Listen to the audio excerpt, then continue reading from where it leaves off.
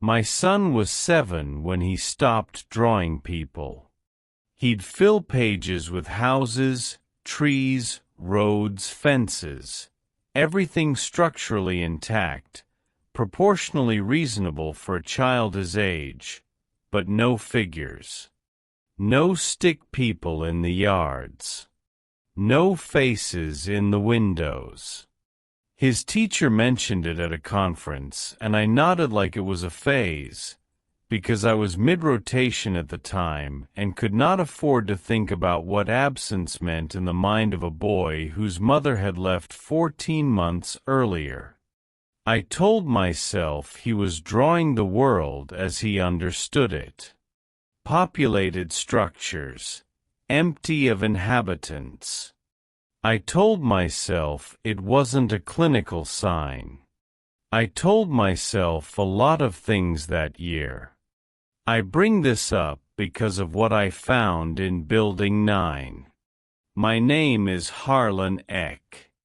I am a licensed civil structural remediation engineer with 18 years of practice across 3 state jurisdictions, and for the last 6 of those years I've worked exclusively on decommissioned institutional properties, prisons, psychiatric facilities, juvenile holding centers, state-run care homes.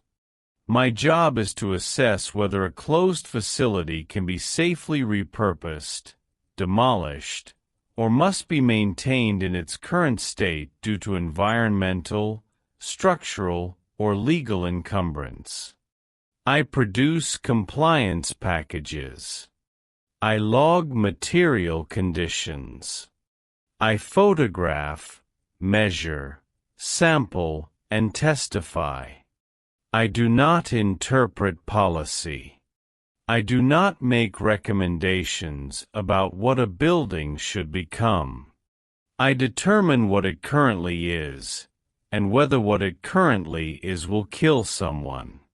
In April, I was contracted by the Wyoming Department of Administration and Information to produce a full structural compliance package for the Blackgate Residential Correction Campus in Fremont County. Blackgate had been a medium-security state facility for residential housing units, 1 administrative building, 1 medical unit, a maintenance warehouse, and a standalone structure designated on every plan I received as Building 9. The campus had been formally decommissioned 19 months earlier following a legislative consolidation that merged its population into 2 larger facilities downstate. I'd seen the consolidation paperwork. I'd reviewed the deactivation certificate. I had the final headcount memo from the last warden, a woman named Pruitt, confirming 0 occupants as of the closure date. The job was supposed to take 11 days. I arrived on a Monday with my field kit, a state-issued vehicle, and a motel reservation in Riverton. The entrance gate was chained. The fence line was intact. The power had been officially disconnected 8 months prior, according to the utility termination filing. Standard.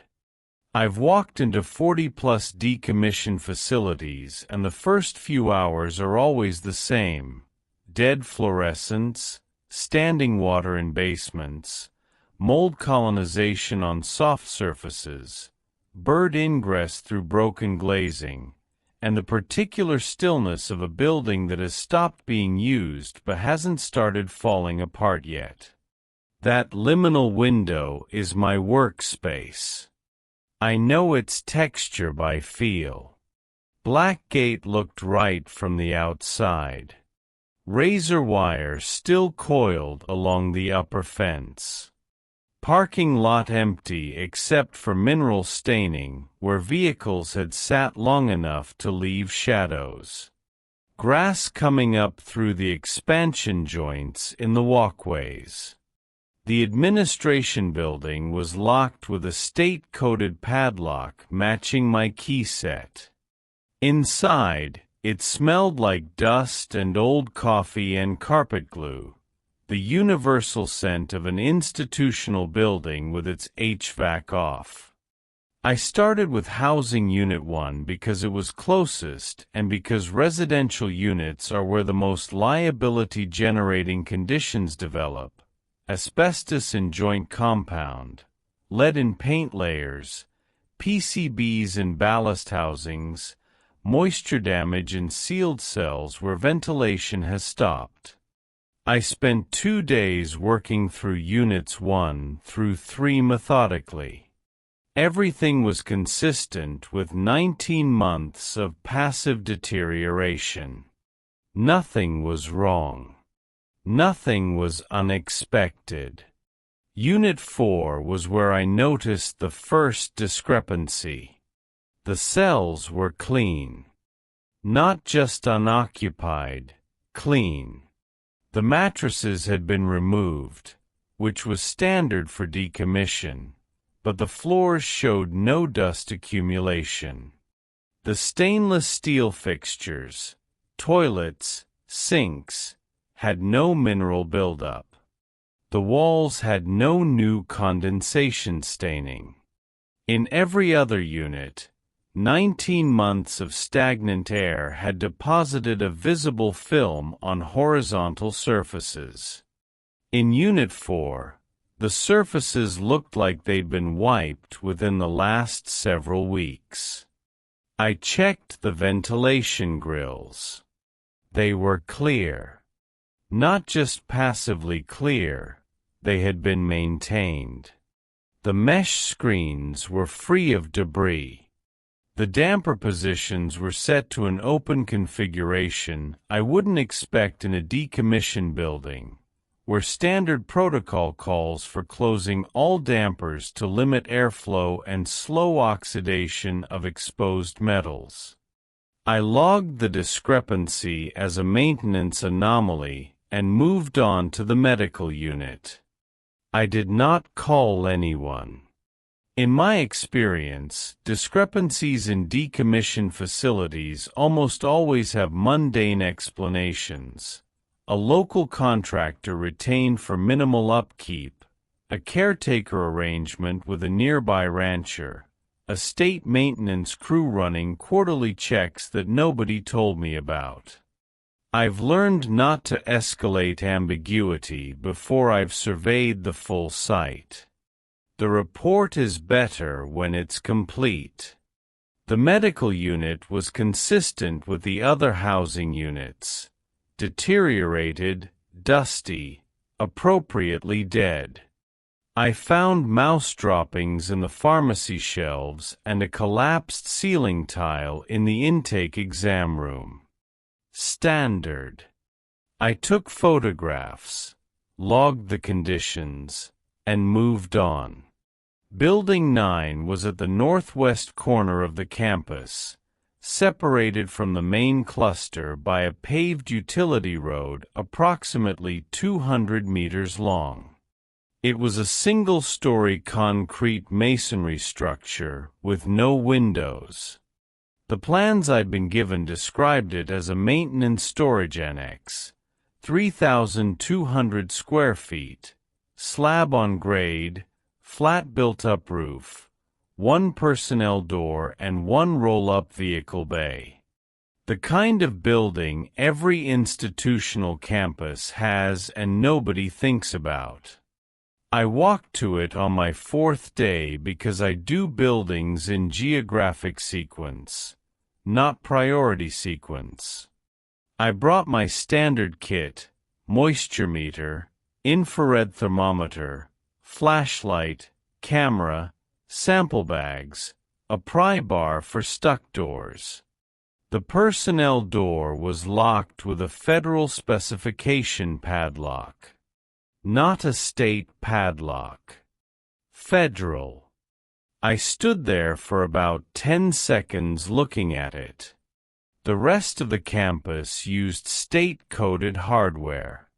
This was a Sargent and Greenleaf 951C, the kind used on federal property and military installations. I did not have a key for it. I walked around to the vehicle bay. The roll-up door was sealed and padlocked with the same federal hardware. I checked the roof access, a fixed steel ladder on the south face, and found a roof hatch, also locked from inside. The building had no windows. I could not enter. I returned to the administration building and searched the key lockbox. Every key was tagged with a location code. None of the tags referenced Building 9. I checked the facility keylog, a binder that should catalog every lock, key, and access code on the campus. Building 9 had one entry. It read, "Access restricted. See BOP Regional Coordinator." BOP is the Federal Bureau of Prisons. Blackgate was a state facility. I sat with that for a while. State prisons and federal prisons operate under completely different systems. A state campus having a single building under federal jurisdiction is not unheard of. Sometimes the U.S. Marshal Service or BOP will lease space in a state facility for overflow housing or specialized holding, but it should appear in the decommissioned documentation. I pulled out every document I'd been given. The site plan showed Building 9 as a maintenance annex. The deactivation certificate covered the entire campus, all structures, no exceptions. The legislative consolidation memo referenced total closure. Nothing in my package mentioned a federal tenancy, a lease, an interagency agreement, or an access restriction. I called my contracting officer at the state, a man named Aldis. I explained the lock discrepancy and asked if there was a federal component to the campus I hadn't been briefed on. He was quiet for a few seconds and then said he'd check. He called back the next morning. "Building 9 is included in your scope," he said. "I'm working on getting you access. Should have a key couriered by end of week." "Is it a federal space?" "It's included in your scope," he repeated. Then he asked how the rest of the survey was going. I have been in this field long enough to recognize when a question is being managed rather than answered. I didn't push. I had 3 days of work left in the other structures. I moved on. But that evening, back at the motel in Riverton, I did something I don't normally do on active contracts. I searched for Blackgate in public records outside my project documentation. County assessor records confirmed the parcel boundaries and showed the entire campus under state ownership. No federal easements. No lease annotations. I searched BOP's facility locator, their public database of every federal prison, detention center, and contract facility in the country. Blackgate did not appear. I searched the U.S. Marshals prisoner tracking system, which lists holding locations. Nothing. Building 9, according to every public record, did not exist as a federal space. But it was locked with federal hardware, referenced a federal agency in the keylog, and my state contracting officer couldn't explain it without repeating the same sentence twice. I went back to the campus the next day and finished the maintenance warehouse. While I was there, I walked back to Building 9. I wanted to check one thing. I put my infrared thermometer against the exterior wall. The concrete was 58 degrees Fahrenheit. Ambient air temperature was 41. The building was warmer than its environment. A dead, unoccupied, power-disconnected building does not hold heat above ambient for 19 months. Something inside was generating thermal energy. I put my ear against the wall. I could hear a low, steady vibration, not mechanical exactly, but rhythmic, like air moving through a pressurized system, like ventilation. On Friday, a courier arrived at my motel with a small padded envelope. Inside was a single key on a blank ring with no tag. No paperwork. No letter. No sender identification on the courier's manifest, I asked. The courier said it had been dropped at their Casper hub with my name and motel address. Prepaid. Cash. Saturday morning I drove to the campus and walked to Building 9. The key fit the personnel door lock. I turned it and the lock opened cleanly, freshly lubricated. I put on my headlamp, picked up my kit, and went inside. The building was not a maintenance annex. The interior had been partitioned into a corridor with rooms on either side, small rooms, roughly 8 by 10 feet, with steel doors and observation slots. The construction was professional. Poured concrete walls, sealed floors, integrated conduit runs for electrical and data cabling. The ceiling had recessed lighting fixtures behind polycarbonate lenses, the kind used in custody environments where a detainee might try to access a bulb. The ventilation system was active. I could feel air moving. Temperature inside was 67 degrees. Controlled. There were 14 rooms on each side. 28 total. Every door was closed. Every observation slot was shut. The corridor was clean. The floor had been recently mopped. I could see the faint arc patterns left by a string mop, still slightly damp at the edges. Someone had cleaned this corridor within the last 12 hours. I opened the first observation slot on my left. The room contained a steel frame bunk bolted to the floor, a stainless steel combination sink toilet unit, a thin mattress with a folded blanket, and a small shelf mounted to the wall holding 3 items: a comb, a book, and a cup.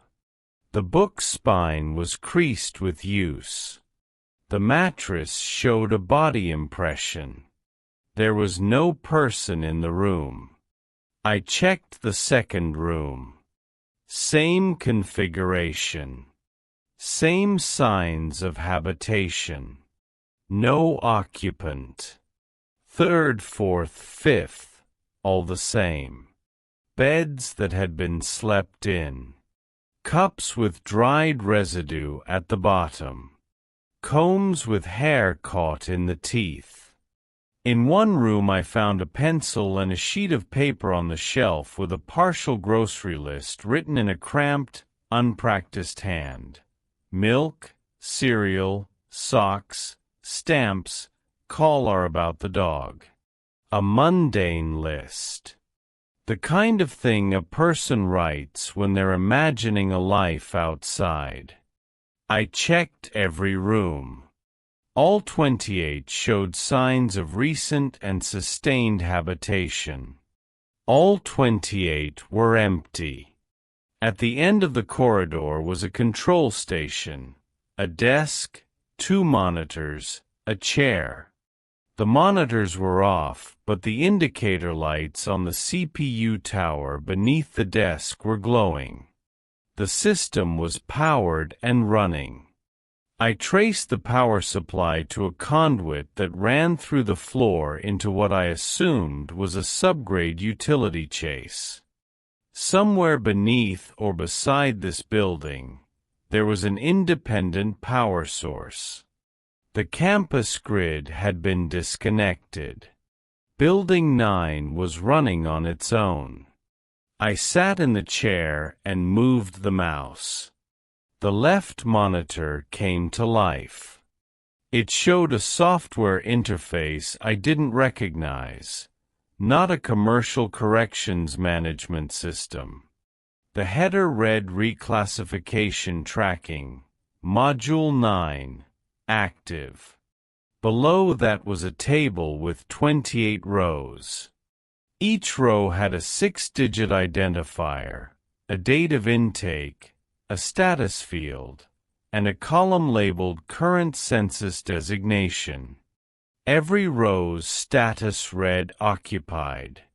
The intake dates ranged from 14 months ago to 3 months ago. The most recent entry was dated January, 7 months before my visit, but 5 months after the facility's official closure. I looked at the census designation column. Every entry read the same thing: not in custody, released, community supervision.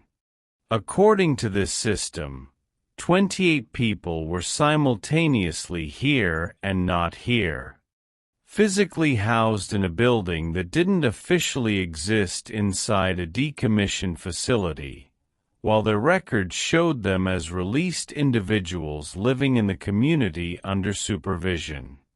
I opened a drawer in the desk. Inside was a stack of file folders, each tabbed with a 6-digit number matching the screen. I pulled one at random and opened it. It contained a standard BOP inmate jacket, personal data, offense history, sentencing summary, classification score sheet, transfer orders. The transfer orders showed the individual being moved from a federal correctional institution in Colorado to Blackgate Annex, transitional module with a classification note I had never seen before, administrative reclassification, non-responsive, Module 9 protocol. Non-responsive to what? The file didn't say. I pulled another jacket. Same transfer language. Different originating facility. This one from a federal medical center in Missouri. Same classification note. I checked 6 more files. All transfers from different federal facilities. All classified as non-responsive. All designated to Module 9. I put the files back and sat there in the quiet hum of the ventilation. 28 beds. 28 occupied status indicators. 0 people. A building that was generating heat, circulating air, running active tracking software, and showing current habitation, in a facility that had been closed for 19 months, on a campus that was officially empty, inside a structure that didn't appear in any public record. I should have left. I should have locked the door, driven to Riverton, and called Aldous. I should have written a limited assessment, noted the access restriction, and let someone else handle the discrepancy. That is what a careful professional does when the scope of a finding exceeds their authority. Instead, I went back to the first cell and looked more carefully. The body impression on the mattress was wrong. Not wrong like someone had positioned it deliberately. Wrong like the geometry didn't match a human resting posture. The depression was too even. A person sleeping on a thin institutional mattress leaves asymmetric compression, heavier at the hips and shoulders, lighter at the legs. This impression was uniform, as if a weight had been distributed across the entire surface equally, or as if whatever had been lying there didn't have hips and shoulders. I picked up the comb from the shelf. The hair caught in the teeth was dark straight, approximately 4 inches long. I held it under my headlamp. The strands were identical. Not similar, identical. Same length, same diameter, same color, same slight curl at the end. Human hair, even from the same head, shows natural variation. This didn't. In the 6th room, I found a fingernail clipping on the shelf beside the cup. I put it in a sample bag without thinking about why. It was translucent, slightly thick, cleanly clipped. It looked human. But it was perfectly symmetrical. No lateral curvature, no ridging, no variation in thickness from cuticle to tip. Like a schematic of a fingernail rather than an actual one. I went back to the control station and looked at the second monitor. I pressed the power button. It displayed a different interface, a grid of 28 camera feeds, each showing one of the rooms from a ceiling-mounted angle. All 28 rooms were empty. At the bottom of the screen, a timestamp ran in real time. Beside it, a notation read, "All units, census verified, 2828 present." The system was looking at 28 empty rooms and reporting 28 present occupants. I stared at the feeds. I watched for movement. There was none. But as I watched, I began to notice something in the feed for room 14.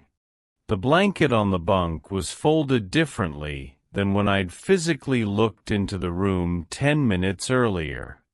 I was certain of this because I had noted that room 14's blanket was the only one folded into thirds rather than halves. Now, on the camera feed, it was folded in halves. I walked back down the corridor to room 14 and opened the observation slot. The blanket was folded in thirds. Exactly as I'd seen it originally. I went back to the monitor. The feed showed it in halves. The camera was not showing the current state of the room. It was showing something else. A version of the room where something had moved differently. Where something had made a choice about how to fold a blanket. I need to explain something about my son, because it becomes relevant here, and I will not be able to explain it later.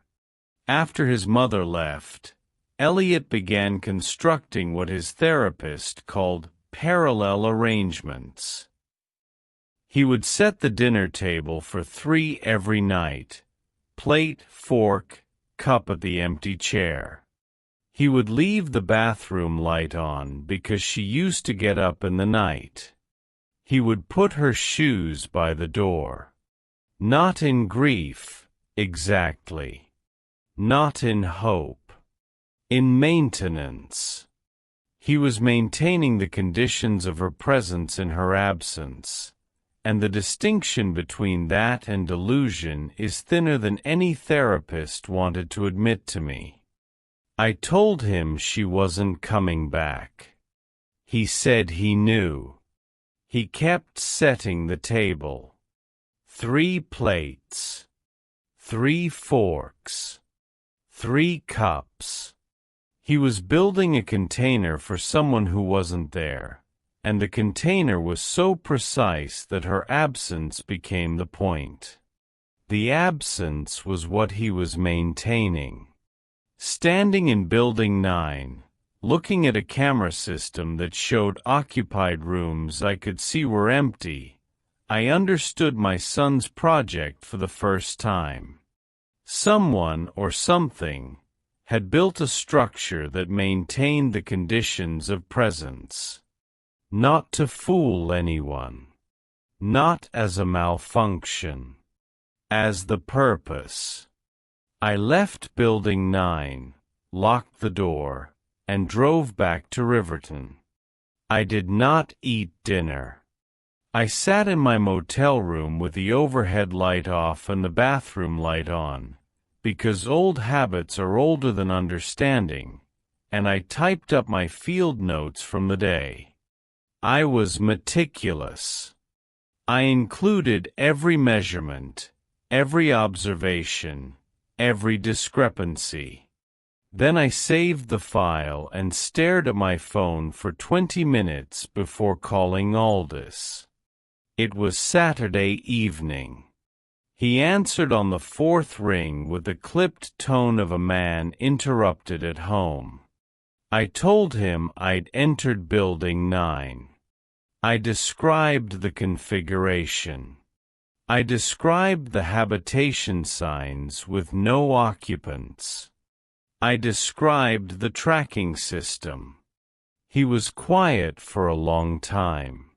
Then he said, "What's the structural condition?" The structural condition is that it's a fully operational custody unit inside a decommissioned campus. Is it structurally sound? That's not the relevant finding. It is for your report. Another silence. Then he said something that changed the shape of the rest of my time there. He said, "Harlan, other engineers have surveyed that building. Your report should be consistent with prior assessments. I'll send you the reference package Monday." Other engineers. Prior assessments. Consistency. He was not asking me to lie. He was asking me to agree with a lie that had already been written, by people who had stood where I stood and made a choice I hadn't made yet. I asked him how many prior assessments there were. He said that information would be in the reference package. I asked him when the first assessment was conducted. He said Monday. I asked him who ordered the federal locks. He said Monday. Then he said good night and hung up. On Sunday I went back. I told myself I was completing the structural assessment of Building 9's envelope, roof membrane, foundation, masonry condition. This was true. I did those things. I took core samples from the slab. I inspected the roof drains. I photographed the mortar joints. I performed my job. Then I went back inside and sat at the control station and began reading every file in the drawer. The 28 individuals in the system had 3 things in common. All were federal inmates. All had been classified as non-responsive under Module 9 protocol, though no file defined what Module 9 was or what non-responsive meant in this context. and all had been officially released from BOP custody before being transferred to Blackgate. They were released first, then moved here. Not the other way around. Their sentences were completed or commuted, their release paperwork was processed, their community supervision assignments were filed, and then, after they were legally free, they were brought to this building. One file had a medical addendum I almost missed. It was a single-page clinical note from the transferring facility's psychiatric unit, handwritten, dated 4 days before the transfer. It read, "Patient continues to present without detectable affect, volition, or responsive cognition. Maintains biological function. EEG within normal parameters. No diagnosis consistent with observed presentation. Recommend continued observation under Module 9. The patient was alive, neurologically normal on every measurable axis, and had no detectable inner life." I read 3 more medical addendums. Same language with minor variations. No detectable volition. Biological function maintained. No diagnosis consistent. One added a line that sat in my chest like a swallowed stone. Patient responds to direct physical prompts, standing, walking, sitting, but initiates no independent action. When placed in a room and left unobserved, patient remains in initial position indefinitely.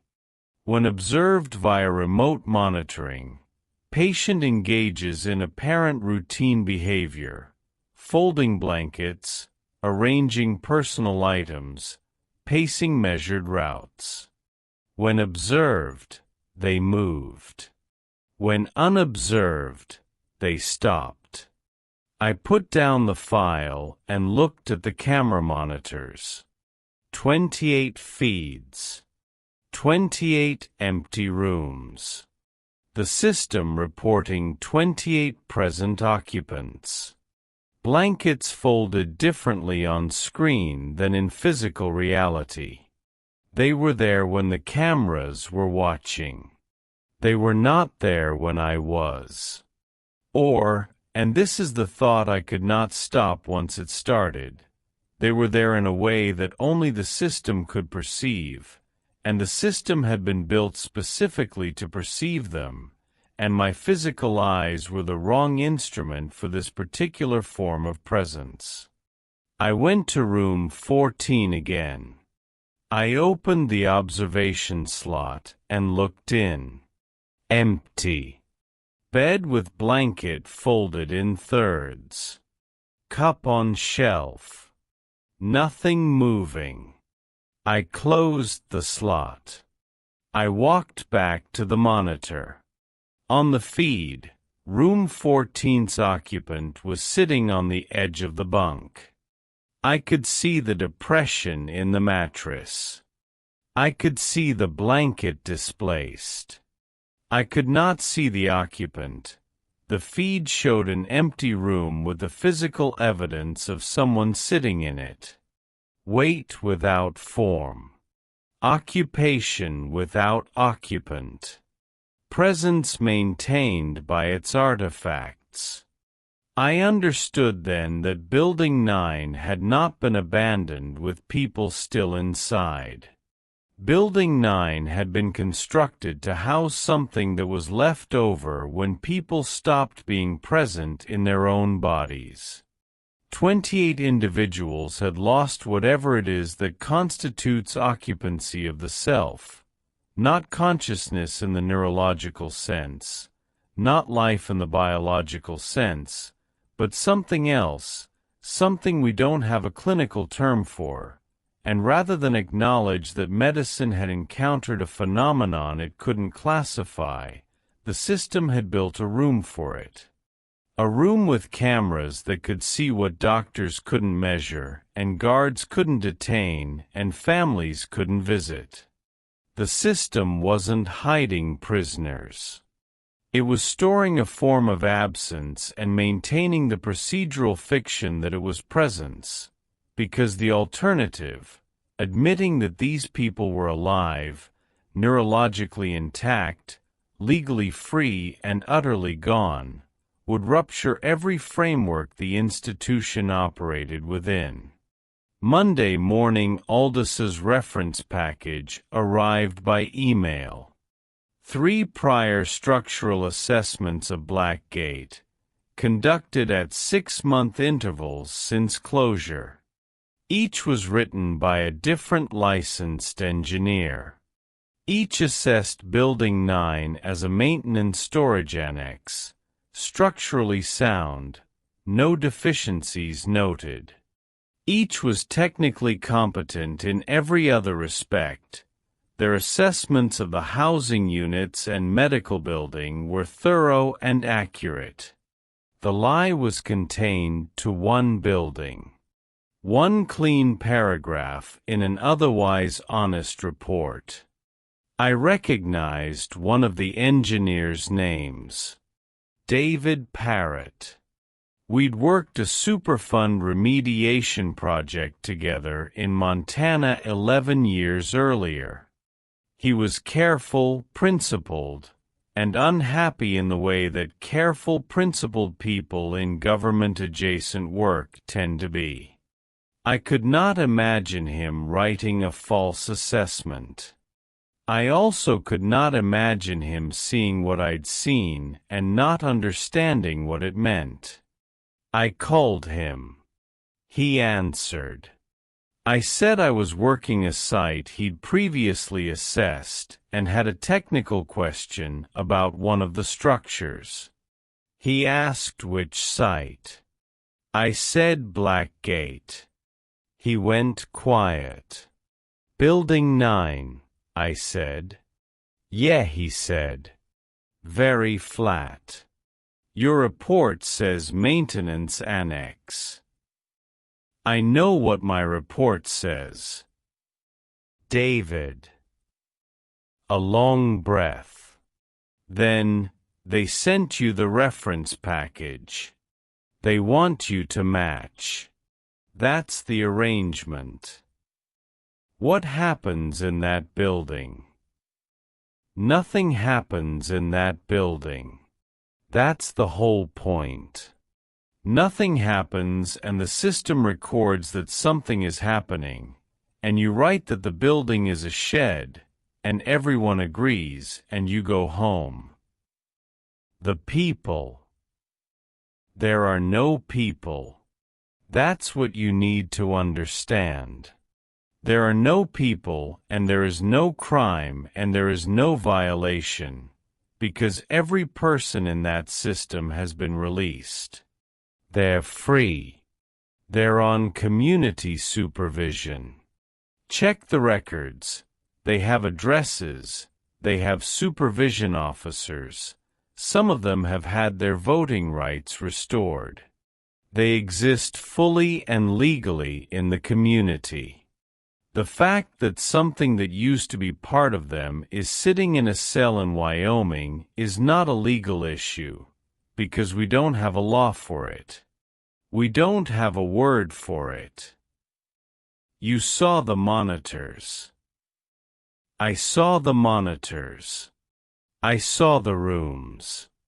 I went back and forth enough times to understand that the two things I was seeing were both real and they were not the same reality. And then I wrote my report and I drove home and I picked up my kids from school and I never went back. I asked him how he sleeps. He said he doesn't particularly, and that he's found a prescription that helps with the part between 2 and 4 in the morning. Then he asked me to not call again, and I said I wouldn't. I spent Monday afternoon in Building 9 doing something that was not part of my scope. I pulled the intake files again and began copying down the names, real names, from the BOP jackets. 28 individuals with histories and sentences and release dates and families. I don't know what I intended to do with the names. Contact their families, maybe. Their supervision officers. Confirm they were living normal lives at their listed addresses, while their residual selves sat in clean cells in a dead facility in Fremont County. The seventh name I copied was Patricia Eck. I put the pen down. I stared at the name. I picked the pen back up and opened the file. My ex-wife's federal inmate number was in the system. Her jacket showed a conviction I knew nothing about, a fraud charge, federal jurisdiction, processed through the Western District of Texas 18 months after she left us. She'd been sentenced to 37 months. She'd served 11. She'd been reclassified as non-responsive under Module 9 protocol and transferred to Blackgate Annex 4 months after the campus officially closed. Her release paperwork showed her living at an address in Amarillo. Her supervision officer had filed monthly compliance reports for over a year. Everything was current. Everything was clean. Patricia left when Elliot was 5. She didn't say goodbye to him, and she didn't explain to me, and she didn't answer the phone number I had for her ever again. I looked for her for 8 months. I hired someone who looked for another 3.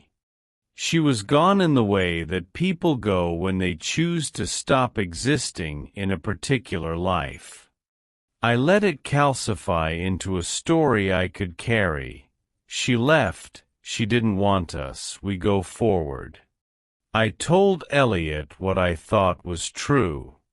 I believed it because I needed to and because no evidence contradicted it. Now I was holding a federal inmate jacket that told a different story. She hadn't chosen to disappear. She'd been arrested, convicted, imprisoned, and then, if these files were accurate, she'd stopped being present inside herself while serving her sentence, and the system had moved whatever was left of her to a building that didn't exist, and listed her as free. I looked at the camera feed for her room. Room 22. On the monitor, the blanket was slightly displaced. The cup was in a different position than I'd seen through the observation slot. Something was in that room that the camera could see and I could not. Something that used to be part of my ex-wife. Something that folded blankets and moved cups and existed in the thin margin between surveillance and direct witness. Elliot's drawings. Houses with no people. Structures maintained in meticulous detail, with their inhabitants removed. He'd been drawing this. Not metaphorically. Not symbolically. He had been drawing exactly this, the thing I was looking at, the condition his mother was in, and I don't know how, and I am not going to speculate because that road doesn't lead anywhere I can function. I sat in the control station chair for 2 hours. The ventilation hummed. The monitors glowed. The system reported 28 present occupants in 28 empty rooms. I was in the building with whatever remained of my wife, and I could not see her, and she could not see me, and the only proof of her existence was a camera feed showing furniture slightly rearranged in a room I'd confirmed was empty. The reference package wanted me to write that this was a maintenance annex. My professional license required me to document conditions as observed.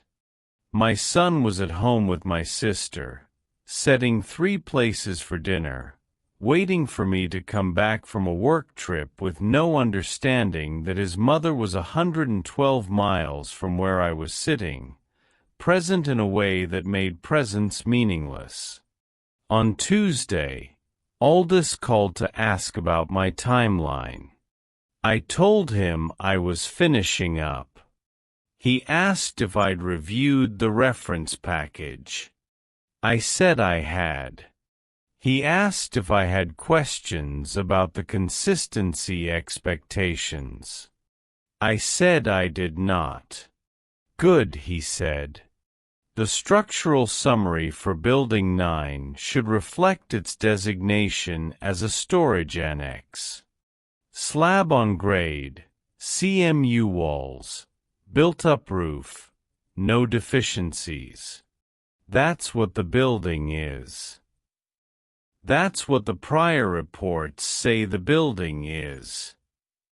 That's what the building is, Harlan. I could have argued. I could have told him what I'd found. I could have told him that I had a personal connection to one of the 28 non-entities in his storage annex, and that this constituted a conflict of interest that should disqualify me from the engagement. Any of these would have been correct procedural responses. None of them would have changed what was happening in Building 9. Instead, I asked a question I hadn't planned. What happens if the power source fails? Aldous paused. What power source? Building 9 is running independent power. Ventilation, monitoring, environmental controls. If that system fails, what happens to the occupants? There are no occupants. It's a storage annex. What happens to the contents, then? Another pause, longer. The building is structurally sound. Your assessment should reflect that. If I report that the building has an active, independent power system that triggers a different review protocol, environmental, electrical, possibly hazmat, other people will come to the site. They'll enter Building 9. Your assessment should reflect the building's designation. I'm asking what happens if someone else sees what's in there. The longest pause yet. Then, very quietly, other people have seen it.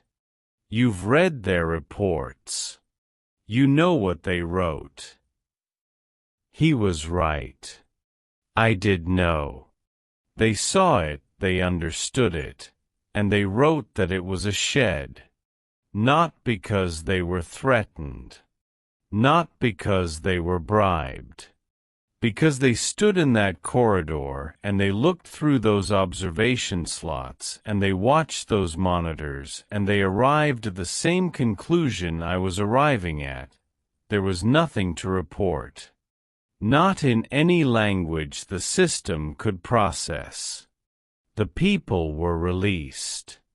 The building was structurally sound. The anomaly existed in a category that no form, no code, no regulation, and no professional standard had been written to address. You cannot report a finding that has no field on the form. I spent my last day at Blackgate in room 22. I brought a folding chair from the administration building and sat inside the cell. The bed showed its even compression. The cup sat on the shelf.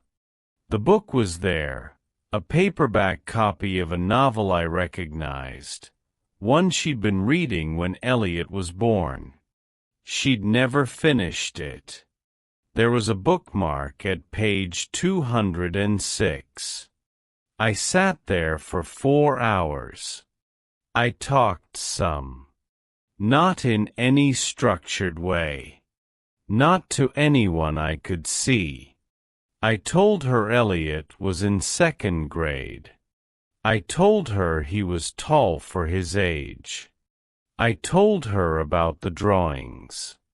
I told her I'd stopped looking for her, and I was sorry. I told her I didn't understand what had happened to her, and I was sorry for that too. Nothing moved. Nothing answered. The air circulated through the vents with its steady mechanical breath. On the monitor at the end of the hall, if I'd walked out to check, her room would have shown evidence of occupation. A shifted cup, a displaced blanket, the weight of something sitting on a bunk. But I didn't check. I stayed in the room. I stayed where my eyes were the only instrument, and my eyes saw an empty cell, and I let that be what I saw. At 4 p.m. I folded the chair, carried it back to the administration building, locked Building 9, and drove to Riverton. I wrote my report that night. Building 9, Maintenance Storage Annex, slab on grade, CMU construction, built-up roof, no structural deficiencies observed, no environmental concerns. Recommend continued monitoring on standard decommission schedule. I wrote it because it was the only thing the form could hold. And because the alternative, a truthful report that would bring investigators to a building where they would find empty rooms and active cameras and a tracking system insisting the rooms were full, would result in exactly one outcome: the system would be shut down. The power source would be disconnected. The ventilation would stop. The cameras would go dark. And whatever remained of 28 people, including the mother of my son, would exist in rooms that no instrument was watching, which, if the pattern held, meant they would stop. Not die, because they weren't alive in any way I could certify. Just stop. The last residue of their presence maintained only by a system designed to see them, and I would be the one who turned it off. I chose to let the container stand. I chose to let the cameras keep watching. I chose to let the system maintain its careful fiction of 28 occupied rooms, because the fiction was the only thing keeping them, keeping her, in any form of being at all. I wrote the lie that 3 engineers before me had written, and I understood why they had written it, and I drove home. Elliot was at the kitchen table when I walked in. 3 plates, 3 forks, 3 cups. He looked up and said, "Hi, Dad." He didn't ask about my trip. He went back to drawing, a house, carefully rendered, with a light on in one window. I sat down across from him. I didn't remove the 3rd place setting. I ate dinner at a table set for 3 in a house that held 2, and I understood that my son had been doing for 14 months what the system in Building 9 had been doing for longer, maintaining the conditions of presence for someone who was absent, not because it would bring them back, but because the maintenance was the only form of love that remained available. My report was filed and accepted without comment. I received my fee. I did not hear from Aldous again. I did not call David Parrott. I did not contact the families of the other 27 individuals in the system, though I still have their names in a notebook in my truck, and I think about them on nights when the prescription David mentioned doesn't quite cover the hours between 2 and 4. Once, about 6 weeks after I came home, Elliot asked me if people can be in a place and not be in a place at the same time. He was eating cereal. He asked it the way children ask questions that reorganize the world, casually, between bites, not looking up. I said I thought maybe they could. He nodded and went back to his cereal. The light in his drawings has changed. He still draws houses without people, but recently the windows have started showing something, not figures exactly, but impressions. Shadows that could be someone standing just behind the glass. Weight without form. Presence maintained by its evidence. I don't know what my son sees. I don't know what the cameras in Building 9 see. I don't know what is sitting in room 22 reading a book my wife never finished, or whether the thing that folds the blankets and moves the cups knows that it is doing so, or whether knowing is even the right frame for whatever category of existence this is. I know that the building is structurally sound. I know the ventilation is running. I know the system is watching. And as long as it watches, something is there. My next compliance review is in 11 months. I've already told Aldous I'm available. 3 plates. 3 forks.